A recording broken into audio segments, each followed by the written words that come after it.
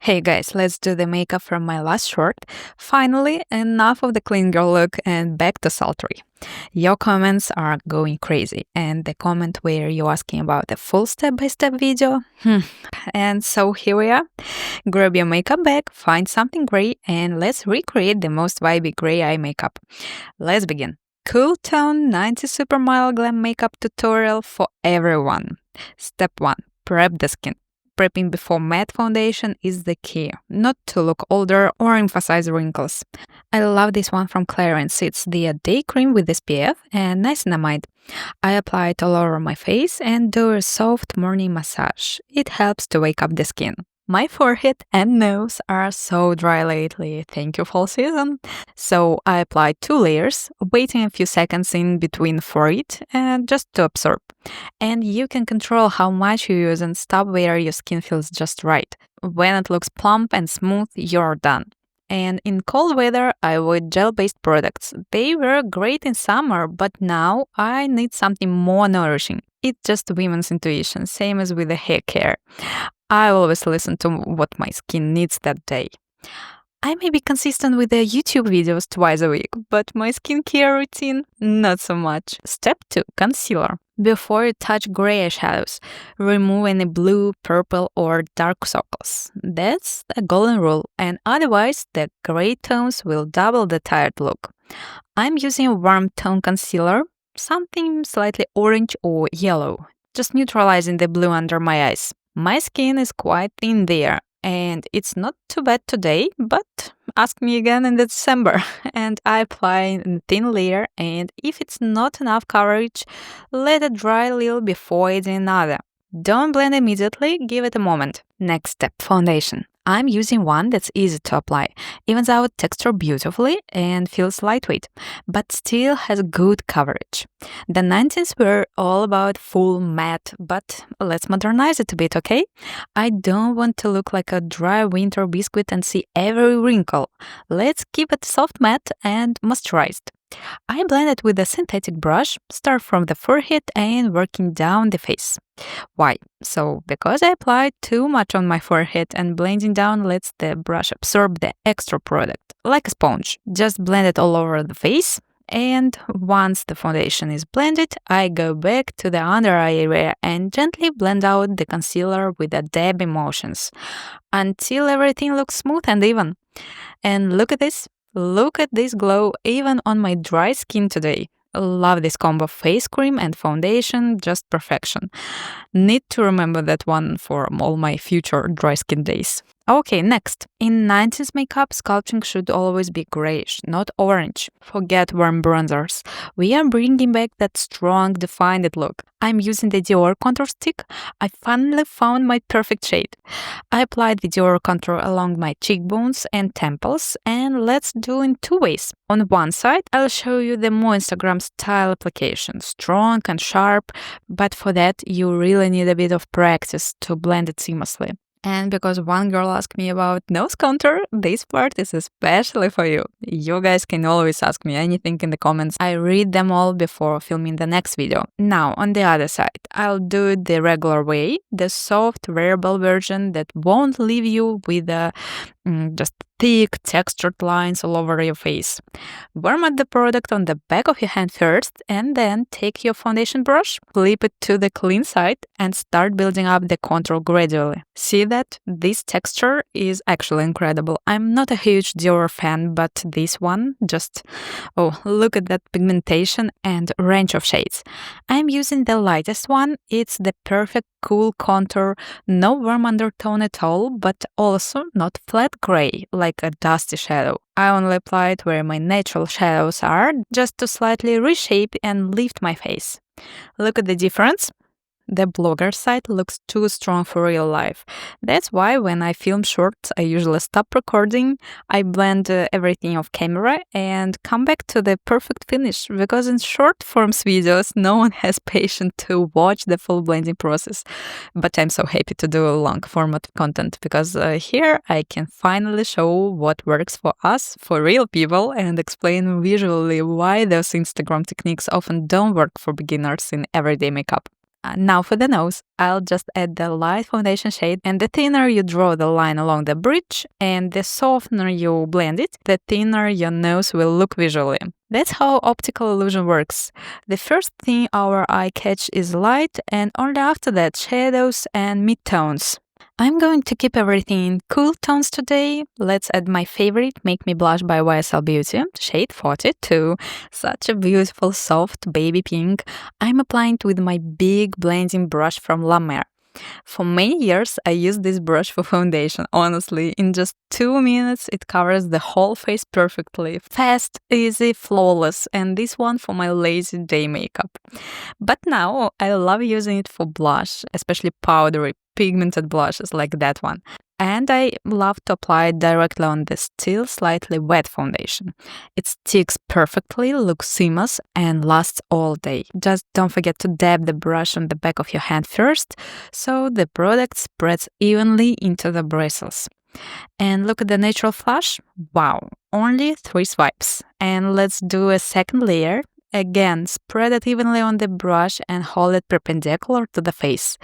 That's how you get the most natural placement. If you want to know where blush looks most realistic, just jump 20 times and see where your cheeks naturally get red from the pressure. That's your real blush zone. It's not always about the sun-kissed glow on the highest point of the face. Sometimes it's just about mimicking your natural flush. For this gray 90s makeup, I'm focusing only on the specific areas on the cheeks. That baby pink perfectly complements the gray tones.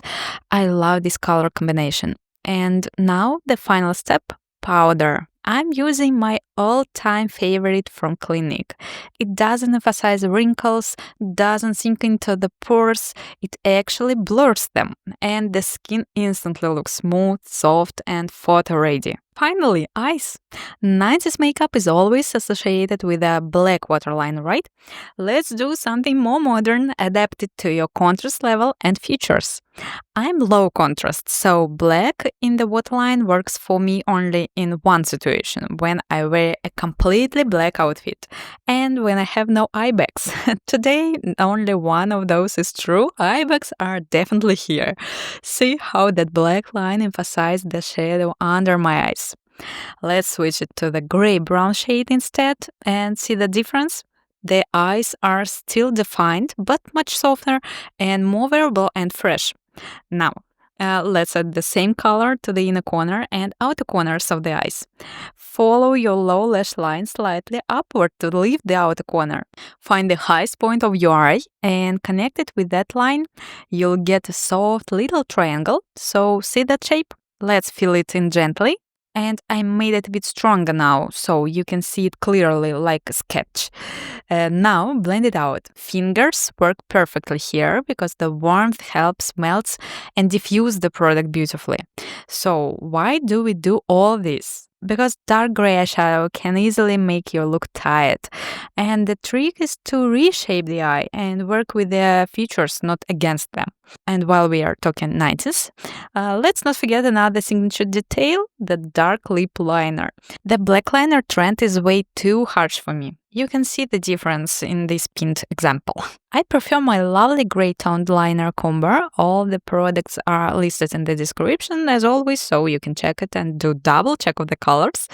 And honestly, now is the best time for beauty shopping. Everyone's already in the Christmas mood. So for lips, I'm using my favorite Prada lipstick. It's such a beautiful gift idea for yourself and maybe for your bestie.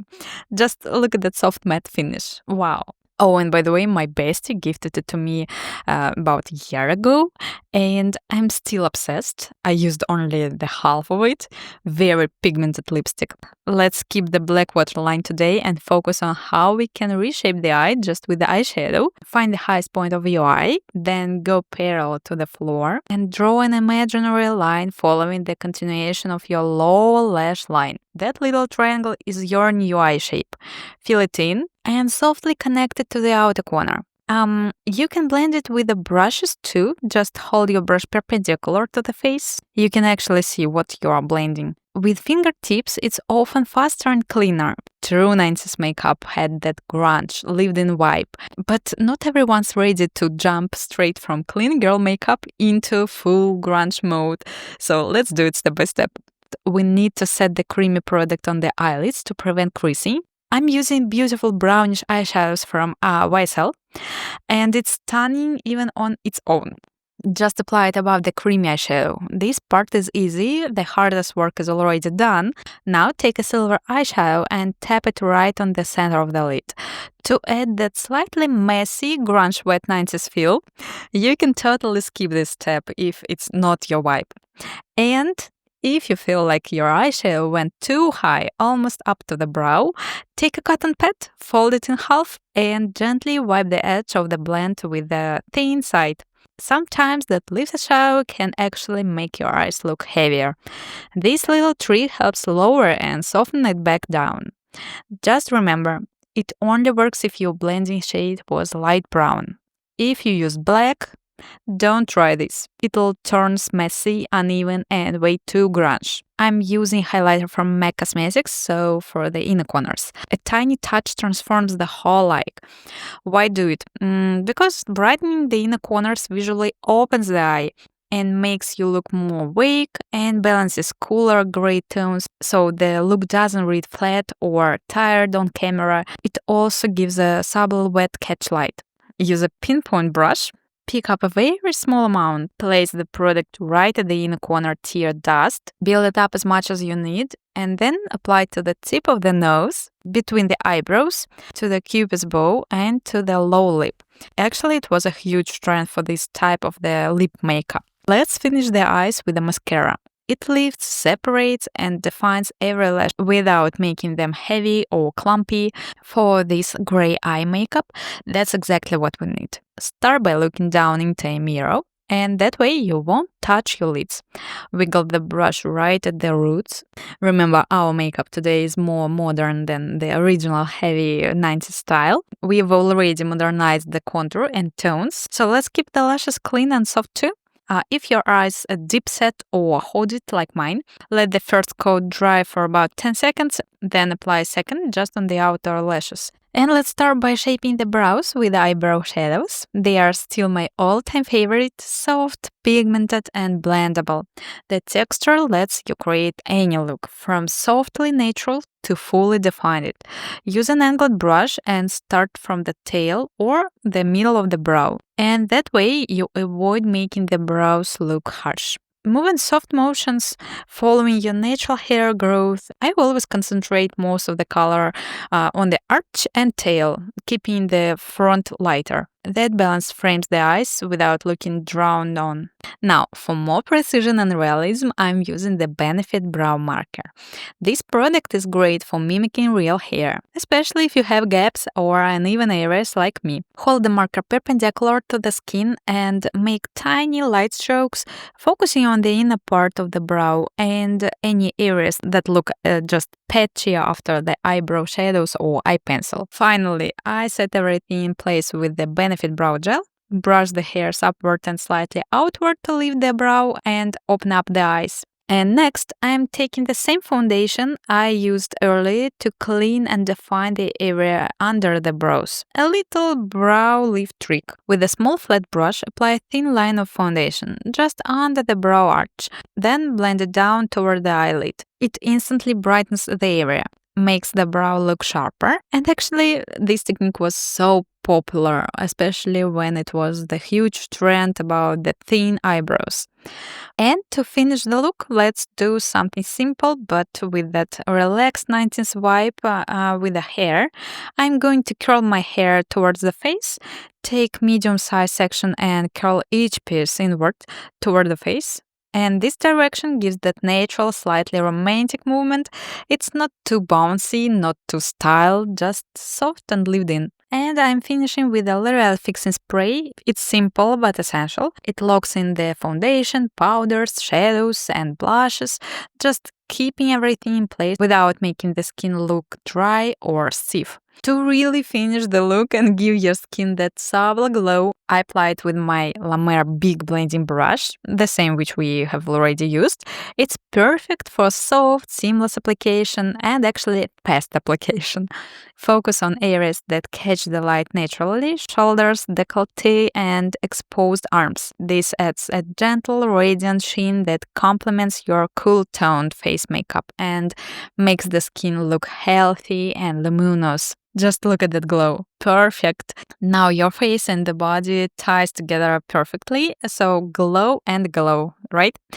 And that's it, guys. And our full 90s inspired cool tone makeup look is complete. From skin prep to face, eyes, lips, brows, hair, and even that little body glow. I hope you loved following along and picked up some tips you can use for yourself.